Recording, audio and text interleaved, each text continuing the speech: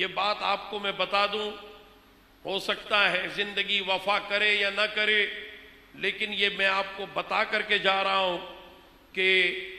اس الجھاوے میں جو ابھی رکھا ہے نا، تو دوبارہ سے پنڈی کے علاقے میں عمران خان زندہ باد کے نعرے شروع ہو گئے۔ کل یہ نعرے کراچی میں بھی شاید لگ جائیں گے، یہ نعرے اور دوسرے علاقوں میں بھی شاید لگ جائیں گے، کیونکہ پھر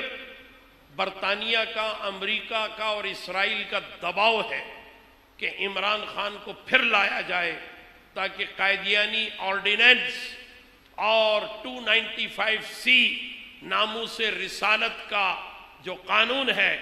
اس کو ختم کیا جائے، اور اسے صرف عمران خان ہی ختم کر سکتا ہے، کوئی اور نہیں ختم کرے گا۔ تو اس لیے ممکن ہے کہ آپ لوگ بھی جب یہ ہوا چلے تو اس ہوا میں آپ بھی بہہ جائیں، اس بھیڑ چال میں آپ بھی چلے جائیں، اس آندھی اور طوفان میں آپ بھی خس و خاشاک کی طرح کہیں بہہ نہ جائیں۔ تو اس وقت ذرا غور کر لیجئے گا، سمجھ لیجئے گا کہ یہ شخص یعنی عمران خان یہ ایک ایسا شخص ہے کہ جس نے اداکار سدھو کو کرتارپور بارڈر کے افتتاح کے موقع پر بلا کر اس سے تقریر کروائی تھی، اور وہ سدھو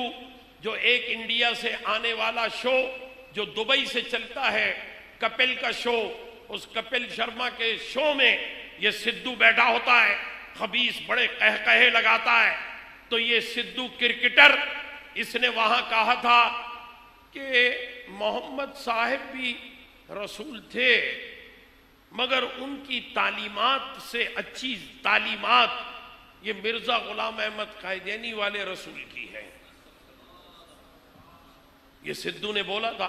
ریکارڈ پر ہے اس کا بیان سدھو کا۔ تو اس نے یہ بات کی، تو اب آپ ذرا غور کیجئے کہ یہ کیا کہنا چاہ رہا ہے۔ اس کی تصدیق بھی ہو سکتی ہے، صرف سدھو کی بات نہیں ہے، اور بھی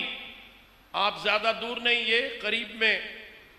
لیاقت آباد سے آگے چلے جائیں فیڈرل بی ایریا، وہاں پر گلبرگ میں وہاں فیضان نورانی مسجد ہے،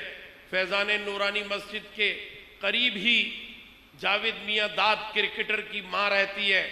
وہاں جا کر کے آپ جاوید میاں داد سے ملاقات کر لیں، اور میاں داد سے آپ پوچھیں کہ عمران خان جو ہے جب بھی کبھی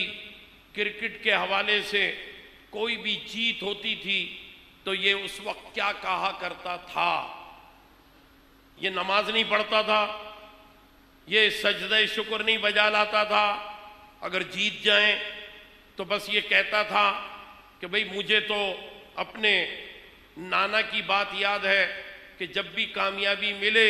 تو مرزا غلام احمد قائدیانی کا شکریہ ادا کرو۔ میں آپ سے عرض کرتا ہوں، پوچھ لیں، ہارون رشید کرکٹر موجود ہے، اس سے پوچھ لیں،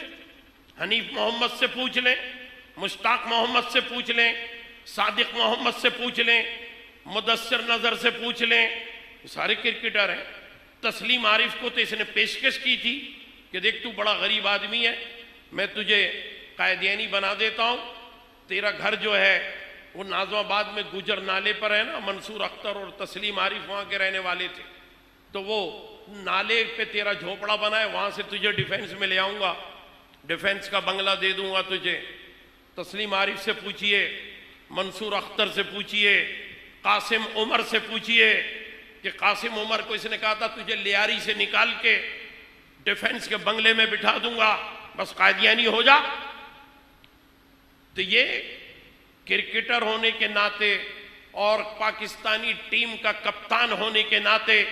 تبلیغ کرتا تھا قائدیانیت کی۔ عمران خان